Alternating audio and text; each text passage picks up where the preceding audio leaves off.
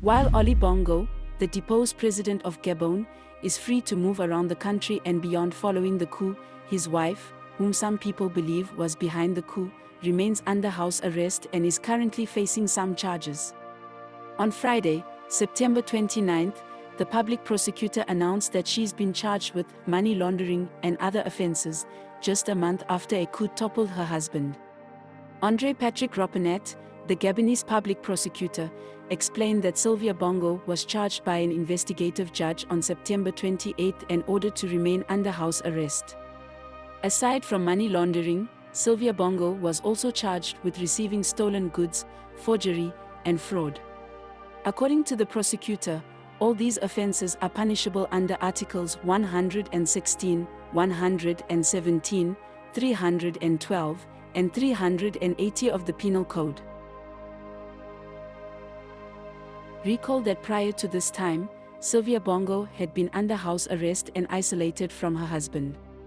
Although her lawyers filed a complaint in Paris against the military government stating that they were holding her hostage, the presidency stated at that time that she was under house arrest in Libreville for her protection.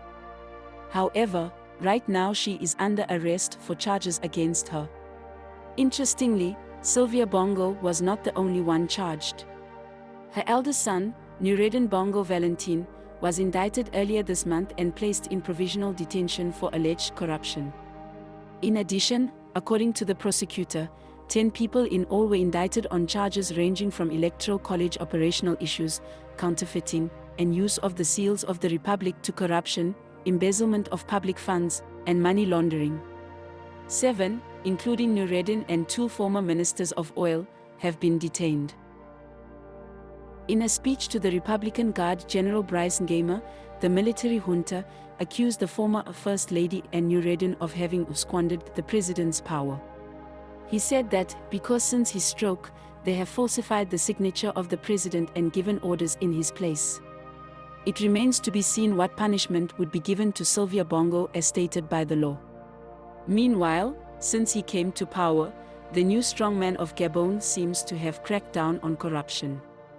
Immediately after gaining power, he gathered roughly 200 Gabonese business executives to a conference, in which he harshly warned business leaders against overbilling and urged them to commit to the development of the country. He also vowed to make sure the overcharged money comes back to the state. Corruption, in addition to bad governance, was one of the reasons given by the military government for overthrowing Ali Bongo.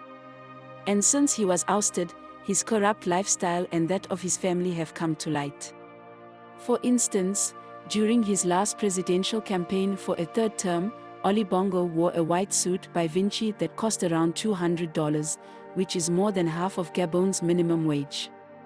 In addition, 4 months after Ali took office, a leaked document revealed that his office had purchased 29 high-end autos totaling €12.8 million from a Swiss corporation. The transaction included 2 Maybach 62s priced at €26,680 each, 2 Rolls-Royce Phantoms valued at €371,453 each, and 2 Rolls-Royce Ghosts valued at €227,994 each. The Bongo family was notable for living lavishly at the expense of the Gabonese citizens, who, despite their oil resources, most of them still lived below the poverty line. It's no wonder that, at the time the coup occurred, citizens of Gabon took to the streets rejoicing. They refused to see it as a coup and called it a revolution. However, some people believe that the coup was not an end to the Bongo family's rule in Gabon. Instead, it was to remove Ali Bongo and his immediate family from power because of his failing health. Some experts also believe that the coup was to stop the public protest plans that were brewing in support of Ossa, the opposition party leader, after Ali Bongo was declared the winner of the election. The new strongman of Gabon, General Bryce Ngema, is also believed to be the cousin of Ali Bongo, and so according to speculations, power still lies in the Bongo family.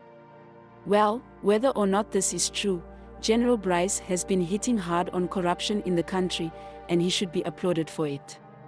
What are your thoughts? Do let us know in the comments section below, and don't forget to like, subscribe, and share this video.